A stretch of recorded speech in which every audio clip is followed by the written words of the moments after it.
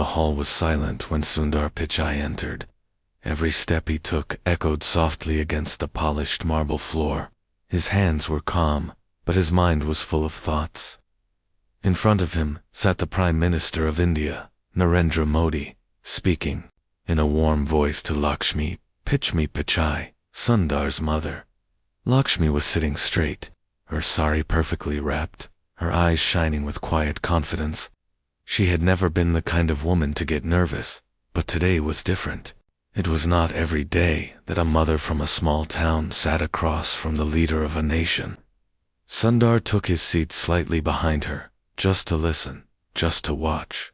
He had learned long ago that sometimes silence spoke louder than words. Modi's tone was gentle, yet his words carried weight. Lakshmi ji, he began, India's future is not just in technology or buildings. It is in the strength of its people, in the stories of mothers like you, who raised children with honesty and determination. Lakshmi's hands tightened, slightly around her sari. Sundar noticed, because he knew that gesture. It meant her heart was moved. The Prime Minister leaned forward. When we talk about India's future, we talk about dreams that must survive storms. We talk about values that cannot be bought or sold. Tell me, what do you think India needs most now? There was a long pause. Lakshmi looked down for a moment, and then her voice came, steady but soft. I think India needs respect for every child's dream, whether the child is in a city or a small village, because when you respect a dream, you give it the power to grow. Without that, no technology or progress will matter. Sundar felt something inside him stir. He had heard his mother say many things in his life, but this was different. She was speaking not as his mother, but as the voice of millions who never got to sit in this room. Modi nodded slowly. You are right. But respect is not given easily. It must be fought for. It must be protected. And sometimes, it must be taught to those who have forgotten it. There was a moment of silence. Outside the large window, the sky over Delhi was turning a deep shade of orange as the sun began to set. The city's noise seemed far away here. Sundar remembered the years his mother had spent making sure he studied, even when there was no light in the house. She had read to him by the glow of a small oil lamp, telling him that knowledge was the only thing that could never be taken away. And now, here they were, talking about the future of a nation. Then Modi leaned back in his chair, his eyes thoughtful. Sundar, I want to hear from you too. You built your life in a country far from here, but your heart still belongs to this land. What do you think India must do to lead the future? Sundar hesitated. He had many answers, but this was not a question about business or technology.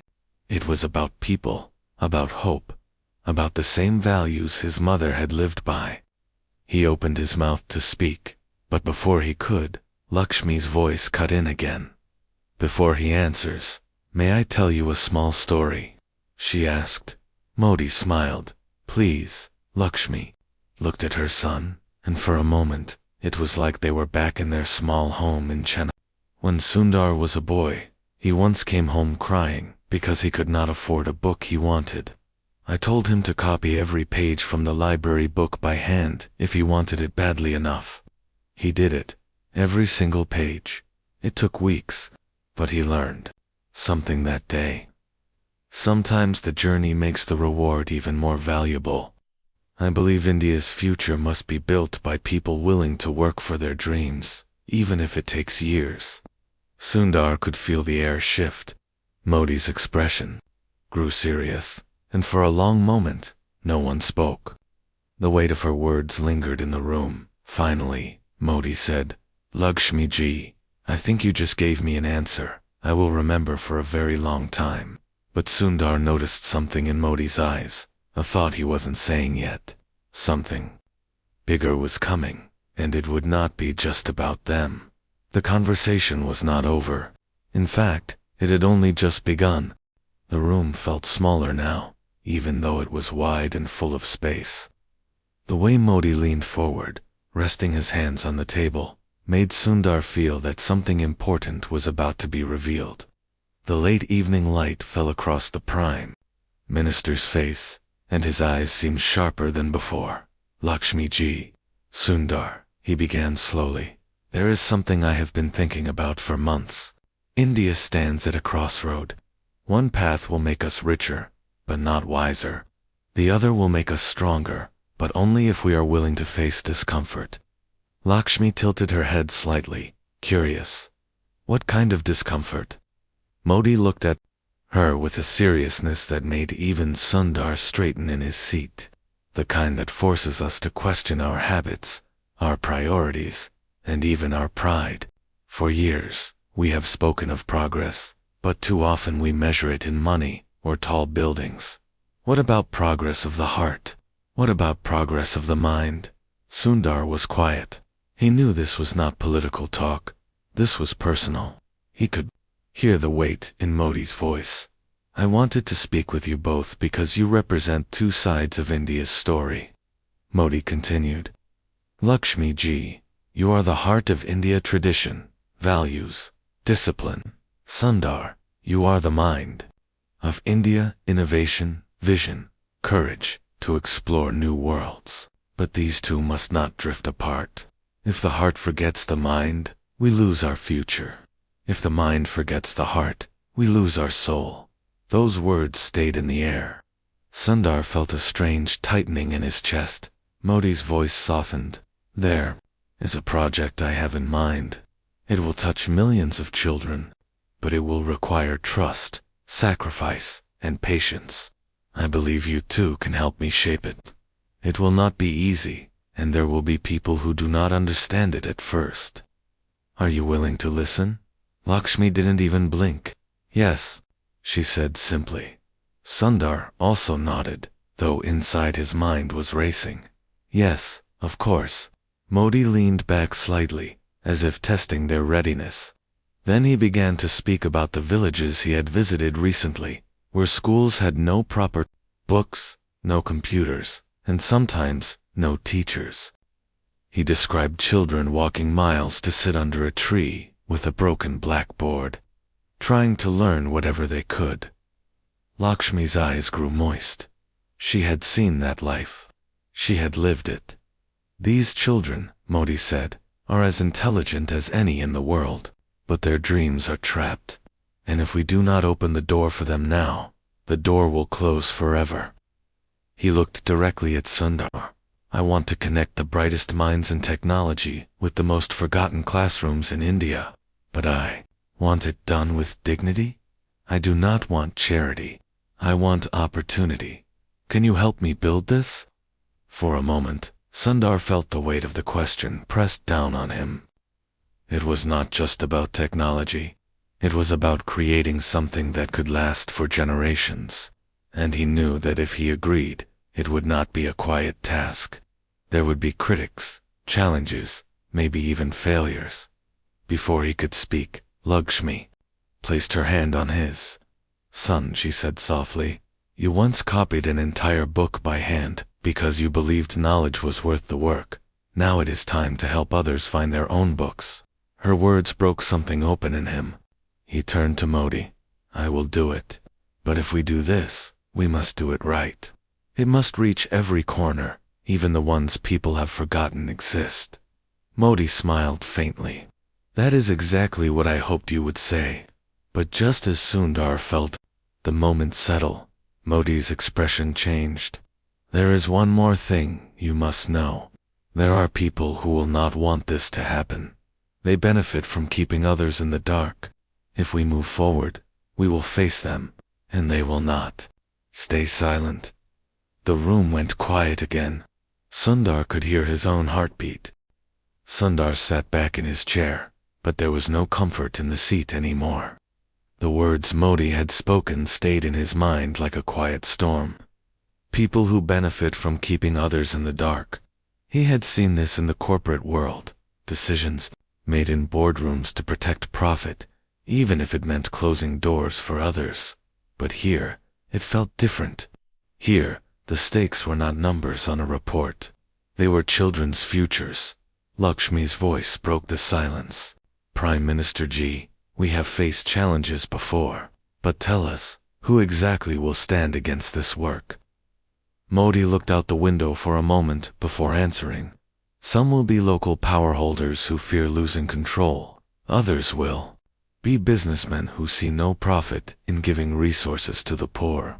And there will be some, even in positions of leadership, who believe such children are not worth the investment. They will smile in public but work quietly to slow us down. Sundar's jaw tightened. He had no patience for that kind of thinking. So how do we start without them stopping us before we even move? Modi leaned forward. We start quietly. We choose a few places, ones that most people do not notice. We prove it works there first. Once people see the results, it will be harder for anyone to argue against it. Lakshmi nodded slowly. And what do you want from us in these first steps? Modi's eyes rested on Sundar. I want you to design the plan, Sundar. Something simple enough that it can grow, but strong enough that it cannot be easily destroyed. And I want you, Lakshmi Ji, to be the voice that speaks to the mothers of those villages. You will be the trust they need. There was no hesitation in Lakshmi's answer. I will do it. Sundar also agreed, though he could already feel the weight settling on his shoulders. This was not just about giving computers or internet. This was about changing the way people thought about education. That night, Sundar could not sleep. He stayed in his hotel room, looking out over the glowing lights of Delhi. He thought about the faces of children in faraway villages, about classrooms with broken windows, about teachers who tried their best with almost nothing. He also thought about the ones who would try to stop them, people with power, people with influence, people who might smile at him in public meetings, but block his work behind closed doors. The next morning, he met Modi again.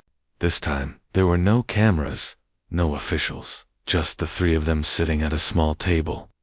Sundar opened his laptop and began to explain his idea. We start with a pilot program, he said.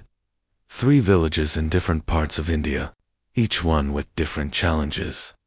We set up solar-powered digital learning centers. They will have offline resources, so no one can say the lack of internet is a barrier. We train local teachers and give them the tools they need. But most important, we make sure the community owns it. If they feel it is theirs, no one can take it away. Lakshmi listened carefully, nodding. Modi's face showed approval, but also a trace of concern. This is a strong start. But you must understand, once word spreads, the people against us will notice. They will try to cut funding, spread lies, maybe even scare the villagers into refusing help. Sundar closed his laptop slowly. Then we need to be ready before they come. Modi's gaze sharpened. Exactly. And there is someone, I think, you should meet. A man who knows how these battles are fought at the village level. But I warn you, his story is not easy to hear. Lakshmi glanced at her son. Sundar gave a small nod. We're ready. Modi stood up. Good, we leave. Tomorrow at dawn. The next morning, before the sun had risen, they set out. The roads were quiet, the air still cool. Modi sat in the front, speaking softly with the driver, while Lakshmi and Sundar sat in the back, watching the city fade into the countryside. Fields of green began to stretch endlessly on both sides, and the sharp smell of wet earth filled the air. After hours of driving, they reached a small village surrounded by tall banyan trees. Children in faded uniforms walked barefoot along the road, their laughter mixing with the sounds of roosters in the distance. The car stopped in front of a modest house made of brick and mud. Its walls painted a soft yellow dot. Modi stepped out first. This is the home of Arjun Mehra, he said quietly. He is the man I told you about. The door opened, and a tall man with deep lines on his face came forward. His eyes were sharp but warm, like someone who had seen storms but still carried the light of hope. He folded his hands in greeting. Prime Minister Ji, he said with respect. Then he looked at Lakshmi and Sundar. his gaze lingering as if measuring something unspoken. Inside, they sat on simple wooden chairs. A clay pot of cool water was placed before them. Modi wasted no time.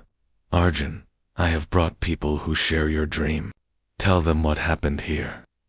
Arjun's eyes darkened slightly, but he nodded. "Years ago, this village had a school.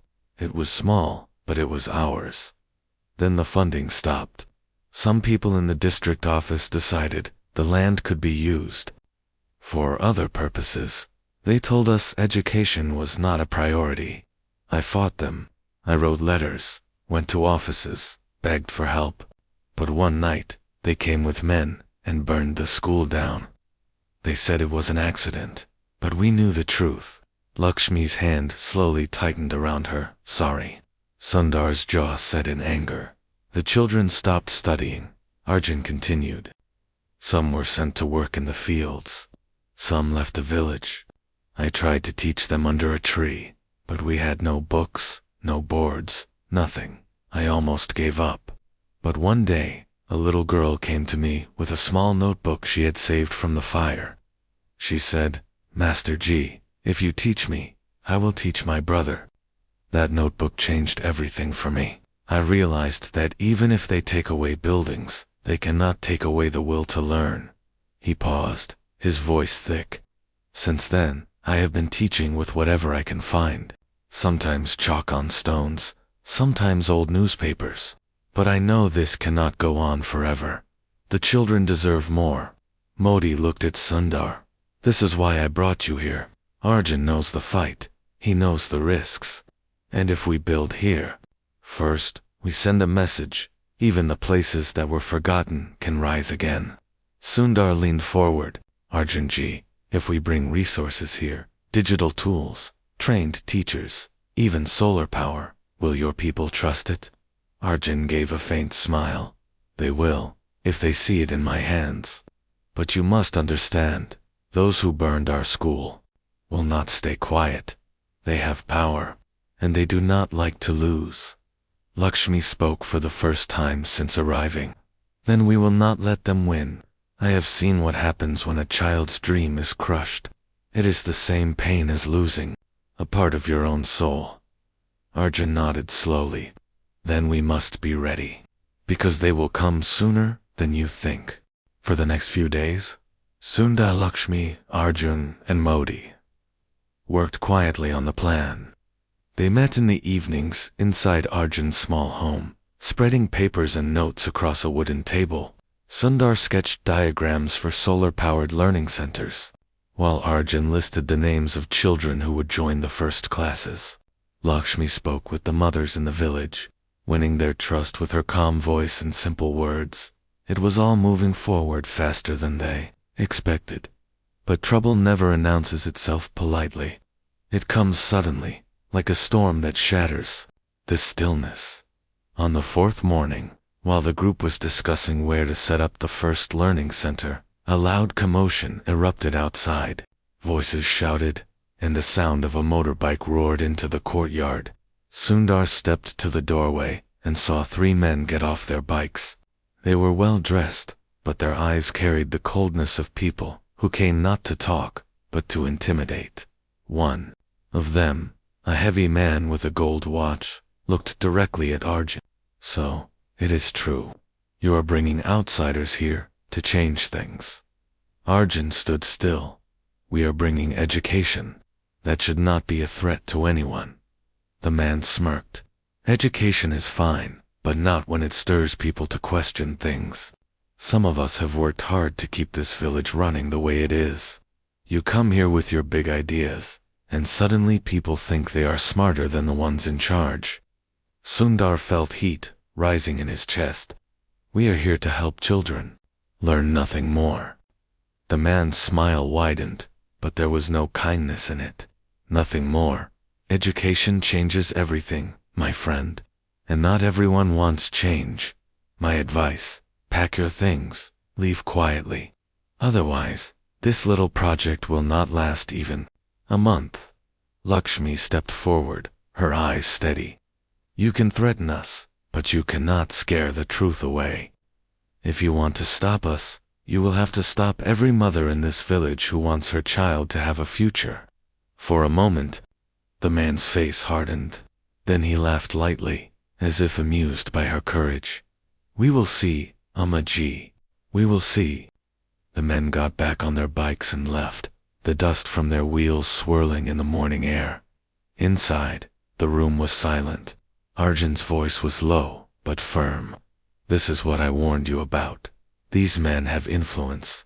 They can block permits, delay supplies, spread lies, and if they cannot stop you through politics, they will try other ways." Modi, who had been quiet during the exchange, finally spoke. "And we make sure they cannot touch us. Every decision we take from now on must be stronger, smarter, and faster than their moves. If they try to block us, we find another road. If they spread lies, we speak directly to the people." Sundar nodded, "And we show results quickly. The faster we make a difference, the harder it will be for them to destroy it." Lakshmi looked at both men. "But we also protect the children. No harm must come to them because of us," Arjun agreed. "Then we must work day and night, because, after today, the clock is ticking. They will act soon." The days that followed felt like a race against time. The team worked late into the night, assembling solar panels, unpacking donated tablets, and setting up a small room in the village as the first digital learning center. The children came, every day, their eyes wide with curiosity, watching as the space transformed. But as the center neared completion, the resistance began.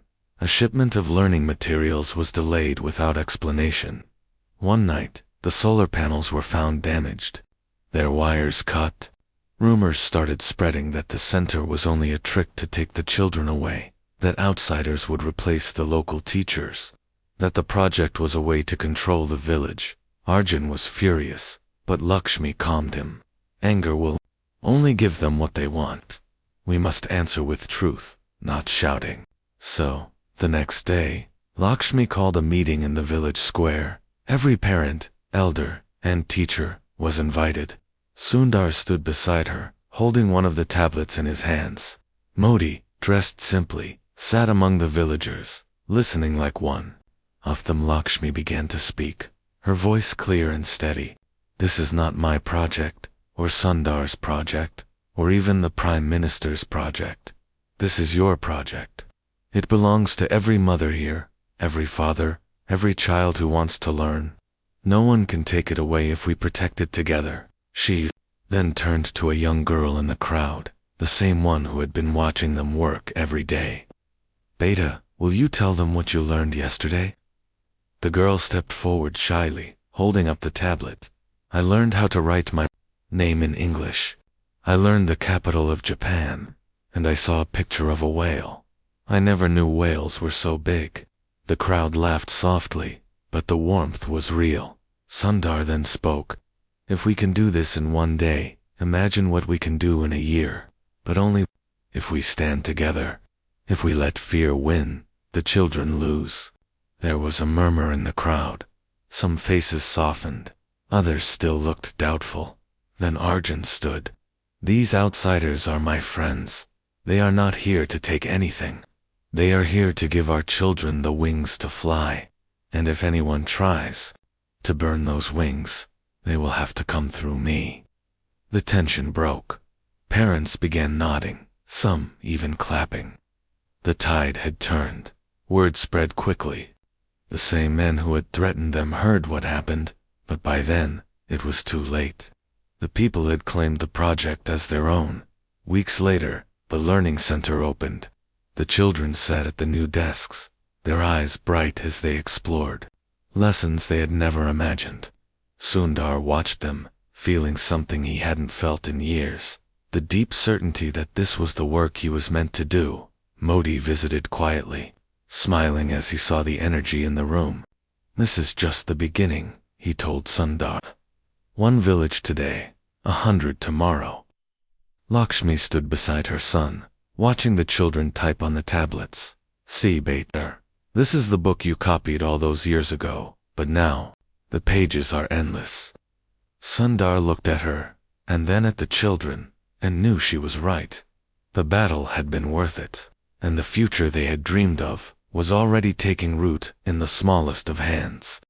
Months passed, and the little village where it had all begun was no longer the same. The once quiet schoolyard now echoed with the sound of children reading aloud, laughing, and asking questions faster than the teachers could answer. The digital learning center had become the heart of the community, but what no one had expected was how quickly the idea would spread.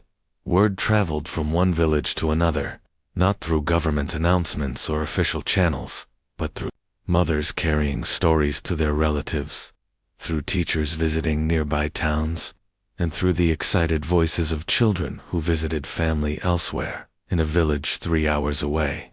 A group of elders wrote a letter to Arjun, asking how they could start their own center.